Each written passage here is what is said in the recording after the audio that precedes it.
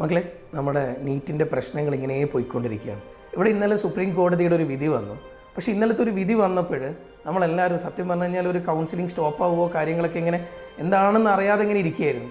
പക്ഷേ ഇന്നലത്തെ വിധി വന്നു. നമ്മൾ ന്യൂസ് വഴി പിന്നെ അതുപോലെ തന്നെ പല മാധ്യമങ്ങൾ വഴി നമ്മളിതിൻ്റെ ന്യൂസിനെ കുറിച്ച് അറിഞ്ഞു. പക്ഷെ എല്ലാവരും മറച്ചു വെച്ചൊരു കാര്യം ഉണ്ടായിരുന്നു. സത്യം പറഞ്ഞു കഴിഞ്ഞാൽ സുപ്രീം കോർട്ടിൽ ഇന്നലെ നടന്നേക്കുന്ന ആ ഒരു കേസ് ജൂൺ 1 രജിസ്റ്റർ ചെയ്തേക്കുന്ന ക്വസ്റ്റ്യൻ പേപ്പർ ലീക്കായി എന്നുള്ള പ്രശ്നത്തെ ചൊല്ലിയിട്ടുള്ളൊരു മീൻസ് ഒരു ഹിയറിംഗ് ആയിരുന്നു ഇന്നലെ നടന്നിട്ടുണ്ടായിരുന്നത്. പക്ഷെ അതിൻ്റെ ഫൈനലായിട്ട് ഇന്നലെ പറഞ്ഞേക്കുന്ന ഒരു കാര്യം, അതായത് സത്യത്തിൽ ഇതിൻ്റെ ഒരു പവിത്രത, ഈ ഒരു എക്സാമിൻ്റെ പവിത്രത നഷ്ടപ്പെട്ടു പോയി.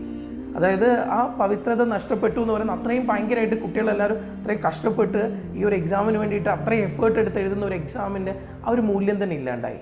അതുകൊണ്ട് തന്നെ നിങ്ങൾ ഇതിന് പെട്ടെന്ന് തന്നെ ഒരു മറുപടി തരേണ്ടിയിരിക്കുന്നു.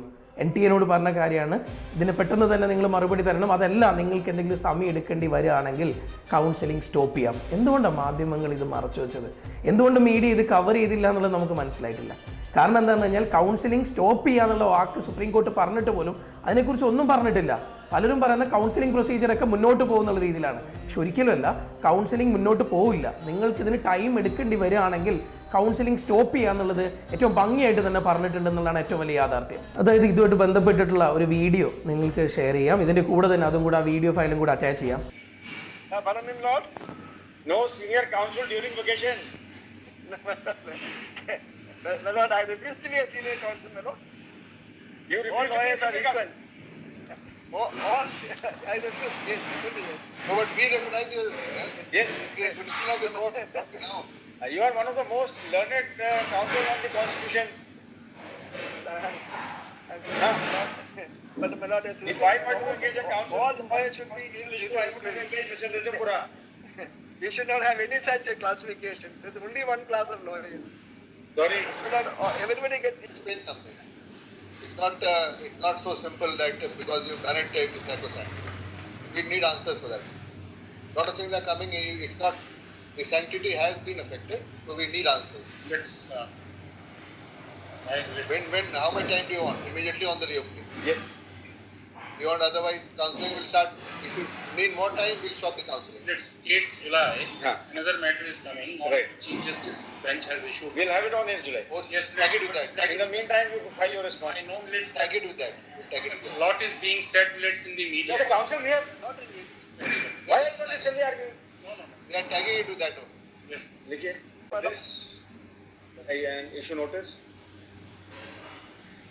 In the meantime, response will be filed by the. You are appearing for Let's NTA, National Testing National Testing Agency. Respondent number.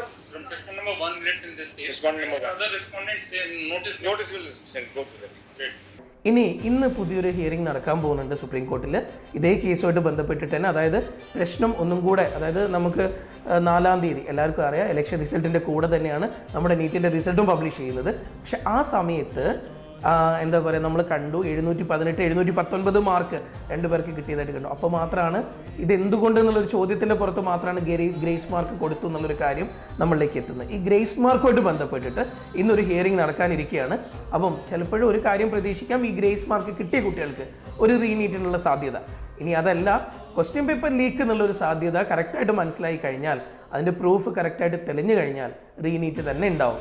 അതല്ല, ഇവർക്ക് എന്ത് തന്നെയാണെങ്കിലും എന്തെങ്കിലും ഒന്ന് സംഭവിക്കാനിരിക്കുന്നു. അതായത് ഒന്നുകിൽ ഈ നമ്മളിപ്പോൾ പറഞ്ഞേക്കുന്ന പോലെ ഗ്രേസ് മാർക്ക് കിട്ടിയേക്കുന്ന കുട്ടികൾക്ക് അവർക്ക് മാത്രം ഒരു റീനീറ്റ് നടന്നേക്കാം.